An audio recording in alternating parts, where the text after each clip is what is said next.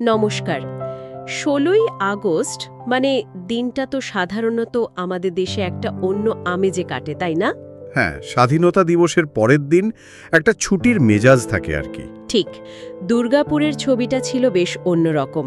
সেখানে কিন্তু স্বাধীনতা পরবর্তী উৎসবের আবহের বাইরে মানে সাহিত্যপ্রেমী আর প্রগতিশীল মানুষেরা একসাথে হয়েছিলেন। হ্যাঁ, আমি প্রতিবেদনটা দেখেছি।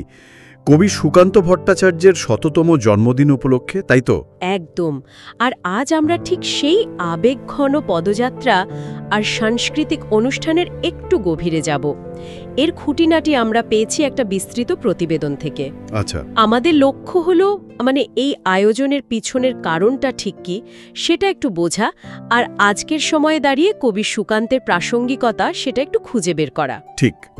প্রতিবেদনটা পড়লে কিন্তু এটা পরিষ্কার বোঝা যায় যে এটা নিছক একটা জন্মদিন পালন ছিল না। এর পিছনে একটা গভীর তাৎপর্য ছিল। কি রকম? মানে কবির যে বিপ্লবী চেতনা, তার লেখার মধ্যে যে প্রতিবাদের আগুন, সেটাকে যেন নতুন করে অনুভব করার একটা চেষ্টা, বিশেষ করে আজকের এই সময়ে দাঁড়িয়ে যখন আমরা কবির ওই বিখ্যাত লাইনটা নিয়ে ভাবি, কোনটা?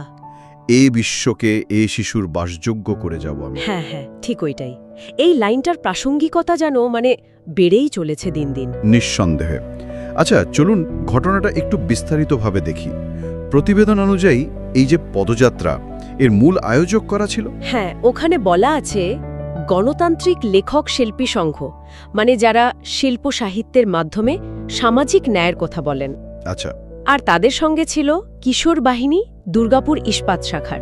ও, আর শুরু হয়েছিল কোথা থেকে? শুরু হয়েছিল দুর্গাপুরের ভাষা শহীদ স্মারক উদ্যান থেকে, আর শেষ হয় চণ্ডীদাস মোড়ে গিয়ে। কারা হেঁটেছিলেন এই পথে? মানে ভিড় কেমন ছিল? দেখুন, প্রতিবেদনে যা লেখা হয়েছে তাতে তরুণ মুখ যেমন ছিল তেমনি অনেক প্রবীণ সাহিত্যিকও কিন্তু যোগ দিয়েছিলেন।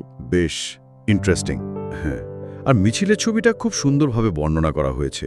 হাতে কবির ছবি, ব্যানারে তার কবিতার লাইন, স্লোগান দিতে দিতে এগিয়ে যাওয়া।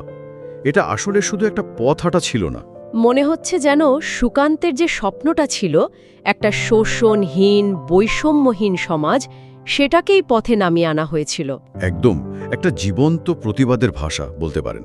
অর্থাৎ এই পদযাত্রা শুধু স্মৃতিচারণ নয়, বরং বর্তমান সময়ের যে নানান অন্যায় অসাম্য তার বিরুদ্ধে একটা বেশ বলিষ্ঠ কণ্ঠস্বর হয়ে উঠেছিল। প্রতিবেদনটাও তো মনে হয় এই প্রতীকী তাৎপর্যের উপরই জোর দিয়েছে। ঠিক তাই। প্রতিবেদনটা পড়লে সেটাই মনে হয়। আর সেই ভাবনার অনুরণন কিন্তু শুধু পথেই থেমে থাকেনি। মানে চণ্ডীদাস মোড়ে পদযাত্রা শেষে যে সাংস্কৃতিক অনুষ্ঠানটির আয়োজন করা হয়েছিল সেটাও ছিল বেশ অসাধারণ। ও আচ্ছা, ওখানে অনুষ্ঠান ছিল? হ্যাঁ, খোলা আকাশের নিচে আবৃত্তি, গান, আলোচনা, এমনকি নৃত্যও পরিবেশিত হয়েছে। বাহ! কোন কোন কবিতার কথা উঠে এসছে? ওই যে বিখ্যাত কবিতাগুলো, ছাড়পত্র, রানার, 18 বছর বয়স, অবাক পৃথিবী। প্রতিবেদন অনুযায়ী পরিবেশনা যখন হচ্ছিল, শ্রোতারা নাকি একদম মন্ত্রমুগ্ধের মতো শুনছিলেন। সত্যি তো, এই কবিতাগুলো শুনলে গায়ে কাটা দেয়। আচ্ছা, প্রতিবেদনে কি শিল্পী বা দলগুলোর নাম উল্লেখ করা ছিল? কারা ছিলেন? হ্যাঁ, কয়েকজনের নাম ছিল। যেমন ধরুন সঙ্গীত কিশোর বাহিনী, মিত্রমেলা, তারপর লহরী দুর্গাপুর ছিল আবৃত্তি আর গানে, শিল্পায়ন দুর্গাপুর, দেবদিন, প্রত্যনুপ্রাস। গৌতম চক্রবর্তীর আবৃত্তি ছিল। হ্যাঁ, আবৃত্তিকার গৌতম চক্রবর্তী আর কল্পনা সং দুর্গাপুর এরা নৃত্য পরিবেশন করেছিলেন। বেশ একটা মেলবন্ধন ছিল আর কি। আর অনুষ্ঠানে যারা বক্তৃতা দিয়েছিলেন, মানে আলোচনা হয়েছিল বলছিলেন, সেখানে মূল বার্তাটা কি ছিল? সেটাই তো সবচেয়ে গুরুত্বপূর্ণ অংশ আমার মনে হয়। বক্তারা বারবার মনে করিয়ে দিয়েছেন মাত্র 21 বছরের জীবনে সুকান্ত যা লিখে গেছেন তা শুধু ভালো সাহিত্য নয়, তার থেকেও বেশি কিছু। হ্যাঁ, এটা আসলে একটা জোরালো রাজনৈতিক দর্শন। তার প্রত্যেকটা শব্দ যেন মানুষের মুক্তির কথা বলে। আর আজকের এই যে এত বিভেদ, হিংসা, অবিশ্বাস, এই সময়ে দাঁড়িয়ে সেই দর্শনটা কিন্তু আরও অনেক বেশি প্রাসঙ্গিক। ঠিক এই বার্তাই তারা দিয়েছেন। প্রতিবেদনটা পড়লে মনে হয় আজকের যে পরিবেশ সংকট বা ধরুন শিশু অধিকারের যে চ্যালেঞ্জগুলো, সেগুলোর মুখে দাঁড়িয়েও সুকান্তের ওই 21 বছর বয়সে লেখা লাইনগুলো যেন একটা জ্বলজ্বন্ত ইশতেহার। তাহলে বিষয়টা দাঁড়াচ্ছে যে এই পুরো আয়োজনটা শুধু একজন কবিকে স্মরণ করার জন্য ছিল না, এর চেয়েও বেশি কিছু, তাই তো? অবশ্যই। প্রতিবেদন থেকে যা বোঝা যায়, এটা ছিল আসলে বর্তমান সময়ে দাঁড়িয়ে সুকান্তের আদর্শটাকে আঁকড়ে ধরা, প্রতিবাদের যে অঙ্গীকার সেটাকে নতুন করে জাগিয়ে তোলার একটা খুব আন্তরিক প্রচেষ্টা ছিল এটা। মানে এটা প্রমাণ করে যে কবিতা শুধু বইয়ের পাতায় থাকে না। একদম। মানুষের মনে সাহস যোগায়, প্রতিবাদের শক্তি দেয়, আর একটা সুন্দর ভবিষ্যতের দিকে এগিয়ে যাওয়ার স্বপ্ন দেখায়। সত্যি ভাবার মতো কথা।